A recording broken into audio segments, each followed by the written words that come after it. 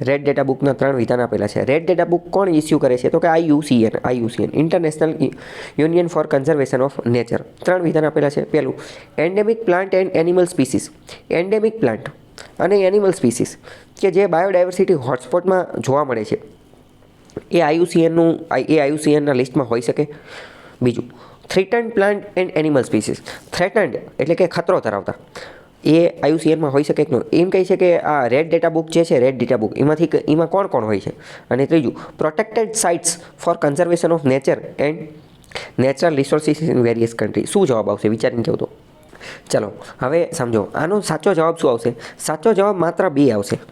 થ્રેટન્ડ plant and animal species એટલે કે એવા પ્લાન્ટ, એવા પૌધા અને એવા એનિમલ કે જે થ્રેટન કે જેને ખતરો છે એને જ તો રેડ ડેટા બુકમાં સ્થાન આપે છે ને, બીજા કોઈને ક્યાં આપે છે. ફોર એક્ઝામ્પલ સમજો, એન્ડેમિક પ્લાન્ટનો મતલબ શું?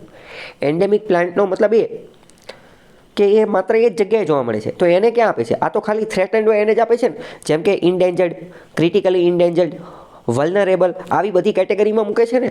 તો આવાને ક્યાં મૂકે છે? પ્રોટેક્ટેડ સાઇટને એ બધાને ક્યાં મૂકે છે? માત્ર જેને ખતરો હોય એને જ મૂકે છે. બરાબર, તો જવાબ માત્ર 2 આવશે, થ્રેટન્ડ પ્લાન્ટ એન્ડ એનિમલ. બીજા એકેયને મૂકતા નથી. ખ્યાલ આવ્યો કે નહીં?